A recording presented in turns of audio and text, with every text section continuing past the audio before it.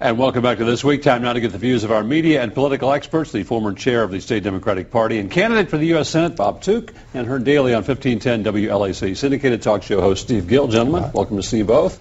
Let's talk a little bit about, we'll get to the VP debate in a minute, but let's talk a little bit about Congressman Scott DesJarlais' revelation that came out this week. Here is a pro-life congressman running for re-election acknowledges a conversation recorded on a phone conversation with a former patient who turned out to be his mistress regarding discussion of an abortion. Turned out she was not pregnant, but he did not deny the conversation.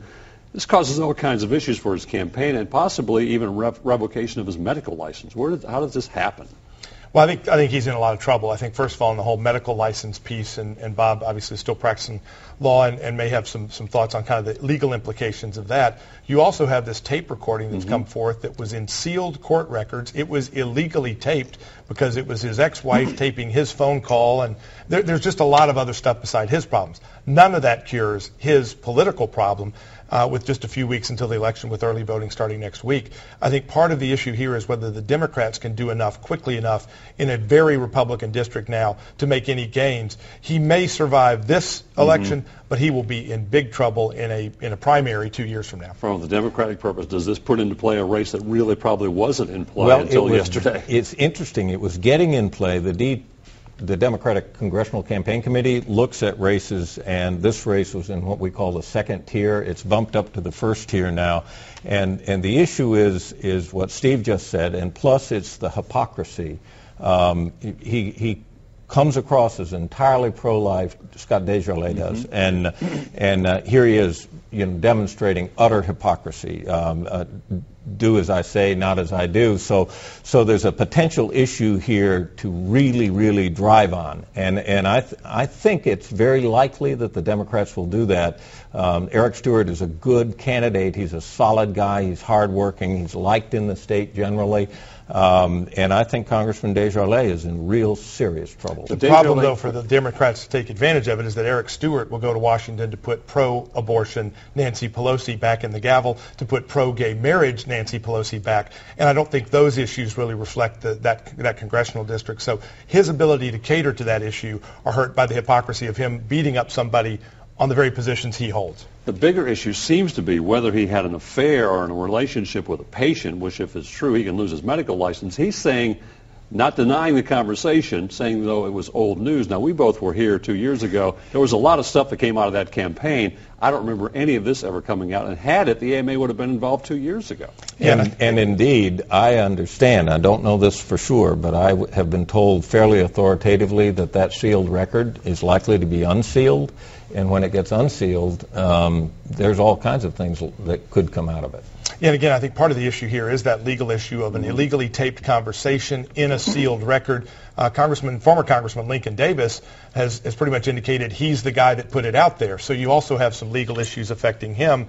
And again, once you start pulling the thread on this thing, it'll unravel in a lot of different ways. Let's talk a little bit about the VP debate. Lively debate last night in Kentucky, near across the border. Democrats obviously say that Joe Biden won. Republicans say that Paul Ryan won. A little different than the debate with the president, where even the Democrats were saying that the president didn't do so good and that Mitt Romney won that debate. So was it a toss-up? Was there a clear winner? Oh, I think Joe Biden clearly won. And the important thing, though, from our perspective, from Democrats, we needed a lift. Just as Governor Romney gave the Republicans a lift with his strong debate performance against the president, we needed a lift because of that, and Joe Biden gave us the lift. Joe Biden was being Joe Biden, maybe Joe Biden on steroids. But it sure made us Democrats happy. And on the other hand, I think Congressman Ryan did a good job. And actually, I think that's plays to our benefit that he did a good job, because it wasn't like someone was off his game or unprepared or something like that. It's just that I think Joe Biden showed himself as a better leader, a better candidate for vice president, and indeed I think he's been a fine vice president. I think people should look at that again and again and say, who do I want in a position to possibly be president of the United States in the event of some unforeseen tragedy?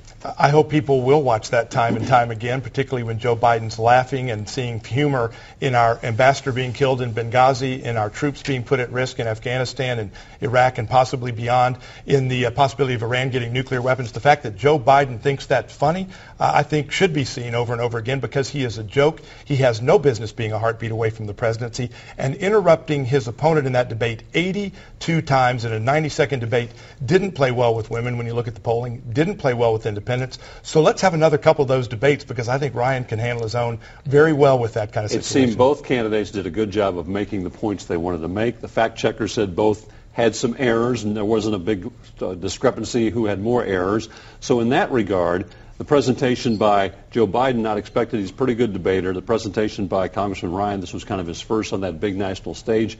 I think Republicans have to be pretty solid with the way he presented himself as well. Well, I didn't think that he presented himself solidly. I thought what he did is he had a decent command of the facts, but he was not forceful in his presentation, and Biden was. And Biden didn't think the substance that Steve's talking about was funny. What he thought was funny was the sort of smattering of information that Ryan was putting out there, and Biden was forcefully and that's kind of Joe Biden's demeanor. He questions a lot of things all the time. All the time. But he doesn't question the information that came from the White House, where for 2 weeks they claimed this was a terror attack, after within 24 hours, Bob Corker just got back from Libya. He's made it clear that intelligence officials are saying they knew in 24 hours, while the White House continued to lie about a movie causing the riot. There weren't even any protest at the Benghazi consulate before the attack. Everything they said for 2.5 weeks was not true. They knew it wasn't true. So I'd say that Joe Biden needs to question some authority inside the White House, not just when he's in the debate. Big discrepancy. Joe Biden said that they were not told they needed more security. It's been testified before Congress that they were told, but they're saying that the Vice President and President themselves were the ones who didn't hear that request. The irony of this is that the Ryan budget plan and the budget passed by the Congress cut $374 million from embassy security. Let me tell you something. I'm a Marine. I served in security positions in the Marine Corps, and it's after Ronald Reagan became president and continued by George H.W. Bush and continued by George W. Bush that Marine security in various places around the world were cut back and back and back, and they gave them to rent-a-cops so their buddies could make money. Don't get me started on the Republicans taking the military function away from the military and putting it in hands of private contractors. We have to leave it there. Actually, it's in the hands of the State Department, who doesn't even let them have bullets. Stay with us as we continue in a moment.